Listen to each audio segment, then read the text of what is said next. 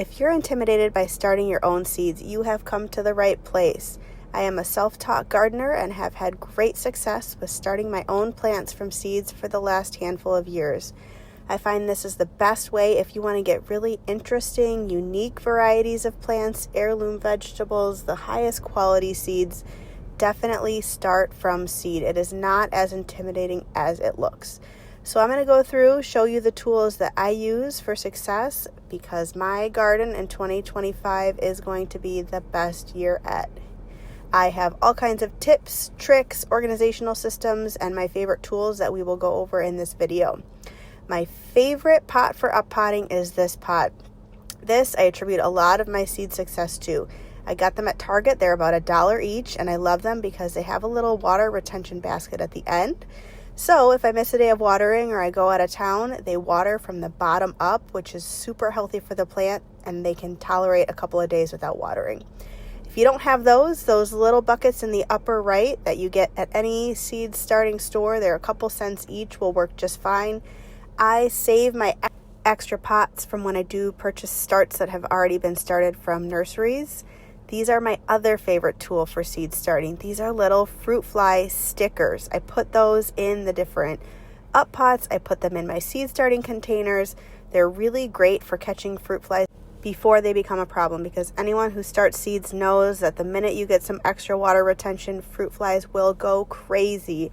I've had them be out of control, make it out of my seed starting room, into my kitchen, into my bathrooms, and it's a disaster. So those little stickers I just easily place in the side of my seed starts, my up pots, and they are a lifesaver at catching those fruit flies because the fruit flies are attracted to that yellow stickiness and they get caught, and that's the best way that I have found to save them. Those blue lights are also pretty good, but these yellow stickers are really cheap, easy to find online, and do the job super well. So I love to start in these little mini container seed starts. They're about 1 inch by 1 inch. I just fill it with a really loosely packed seed start soil. Any soil will do. You just don't want to have big chunks of wood, of dirt. You want it to be easy for those seeds to germinate and push their way to the top. If there's too many big particles, they will struggle to push their way all the way to the top. So I start them in those seed starting cells, which are really convenient. I love to use ones that have a little hole on the bottom, and then I fill the little basket that they sit in, they nest into with water because that waters the seed starts from the bottom up, which is the healthiest way for the plants. Those are my very favorite. If you don't have those and budget's a little bit tight, I have had success with starting in red solo cups. The best way I've found to do that is again to use a very loose soil and to actually double nest the red solo cups. I like to poke a little hole in the bottom of the red solo cup and nest it into a second red solo cup, and then I fill water in between the two solo cups so that again it can water from the bottom up. And that is a really good way to keep everything uniform. You can write on the side of them, keep everything labeled, because the worst thing about seed starting is having to keep track of which seed is which. It's really easy for it to get out of control and to realize, oh shoot, I don't remember what I planted there. So I make sure I keep a note on my phone so that I can easily access it while I'm watering, as well as written down with photos. So again, these are my favorite ways to up pot. I let them go a couple of weeks to a couple of months depending on the plant in these seed starting cell containers.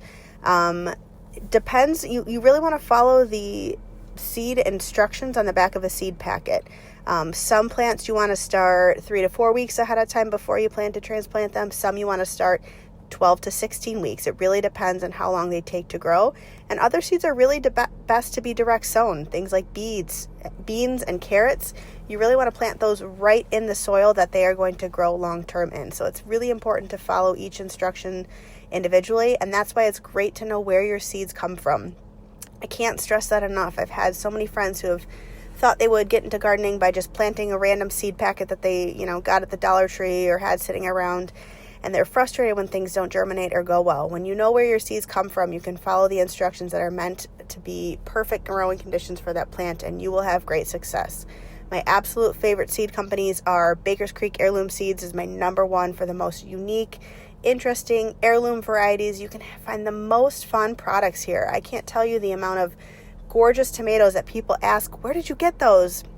Spoon tomatoes, pineapple tomato, Anna Noir, Mushroom Basket. Those are some of my favorite varieties from them. And their peppers are also crazy. You can find the most interesting peppers you would never find at a grocery store or even a farmer's market near you. And that's really a fun way to expand your palate, expand your cooking horizons, and a great way to share unique varieties with friends and family. So I always make sure my seeds are fresh. After I plant them for their instructions in my cell container, I let them go anywhere between 3 to 12 weeks, depending on how quickly they're growing. These tomatoes did get a little bit leggy, I will say. You do want to have constant light on them, at least about 12 to 16 hours a day. So I have them under a light that is set on a timer for 16 hours a day. And I also have fans going on them. And I move the fans around. I only put the fans on a couple of hours a day tops. Usually it's just a couple of hours a week, and that really stimulates the wind, the sun. It toughens up the roots of them, but these ones did get a little bit leggy. That's totally fine. I'm not worried about that at all. All I want to do is I want to make sure that when I plant them in their permanent home, that I want to plant them really up to the first leaf. You can plant them very deep. That stem that is a little bit leggy you see there will form new roots, and it will make the plant even stronger. So I highly recommend, if things get a little bit leggy, don't fret, just plant it a little bit deeper. So you can see here I am up potting mostly tomatoes and peppers right now. That one is a little bit leggy. You can see it is just starting to get root bound. I could have let them go a couple more weeks, but I was going out of town, so I really wanted to get them up potted before I left. That way I could get them a good water, let them get accustomed to their new home while I was still home and able to watch them. So you want to take them out of the cell in the seed starting cabinet. You do want to just very gently separate the roots a little bit so that they know that they can kind of spread out now that they're in their new home. And you want to look for the healthiest plants you have. Sometimes I'll get 2 seeds, 3 seeds in the same little cell here. Sometimes that's because the seeds are really small and it's hard to control where they go. And other times, if the germination rate is low, I will purposely plant 2 to 3 seeds in each cell in hopes of getting 1 or 2 healthy plants. You can see here I got a couple of different really good healthy tomato starts. So I'm going to pick the one that looks the thickest, has the healthiest looking leaves, and you can separate them and you can plant all of them and up pot them. And that is 4 separate tomato plants there. So here I just have my up pot. I made a little hole for it in the center. I planted it as deep as it would go, knowing that it's a little leggy and those roots will form on the stem of the tomato plant.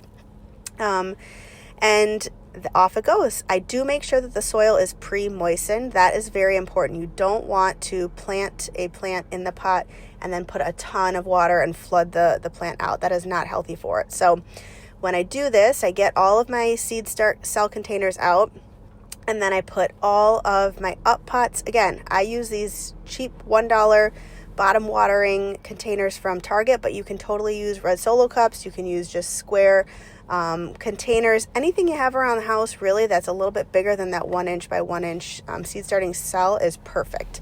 I put soil mix in them, something light, something that doesn't have big chunks of wood in it or heavy fertilizers in it. And I pre-water them all so that they are just damp but not saturated with water. I pull apart. I find the healthiest looking seeds. Usually I keep a note in my phone. I say cell 1, tray 2 is Edox tomatoes. I say cell 2, tray 2 is super sweet cherry tomatoes. And I have that out, and that way I can double check where I'm entering everything. And I keep it really basic here, guys. I label these pots just with masking tape. I take masking tape, I label the type. You want to do it in marker. Pen tends to wear off a little bit, I find, with watering. So I do it in marker, and then I also label each of these trays that I have them set in, and I keep that on my phone as well. I've made the mistake before of not labeling them very well, thinking, oh, I'll know what that is when it comes time to plant it.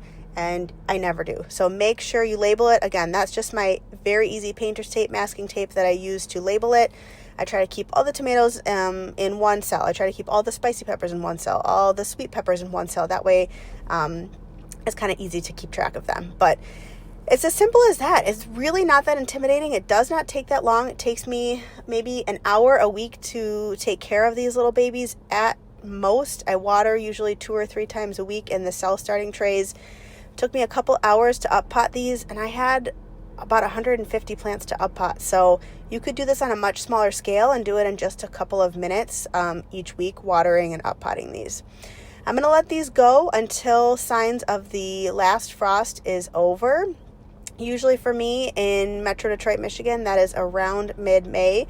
So I am really excited to let these grow. I want to really wait and see them get their second, third sets of leaves develop, but I do want to pinch off any fruit that starts fruiting. So I do have some flowers and some little baby peppers that have not been ready to up pot yet. If they don't have their second set of leaves, you really don't want to up pot them yet. They need their first true set of leaves, and sometimes the first leaves that develop are not true sets of leaves. So keep in mind that if they're too delicate, they might not do well with you up potting them.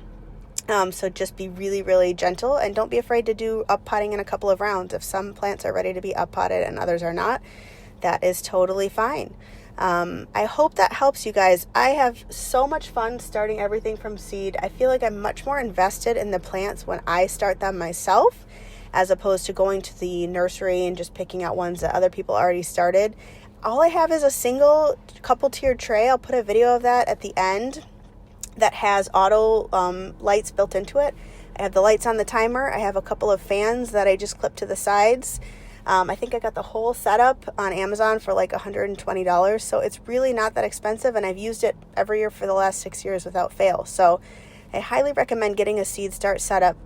Each of these little up pots cost me a couple of cents, as opposed to if I were to wait and buy them at the nursery in a couple of weeks, ready to be transplanted. They would probably be anywhere between $4.99 to $6.99 per plant. So I am saving dollars per plant by doing this, and it really gets me much more connected to my plants. I'm able to show them the love that they need. I'm able to make sure that they're healthy, and it's a great way to get my family involved. My daughter helped me up pot these. We had so much fun just chatting, listening to music while we were getting these plants ready, and we were able to pick out the strongest, best ones and really talk about why we wanted each of those particular plants and what we thought were the factors that would give it the best chance of a healthy life. So follow along, like, subscribe.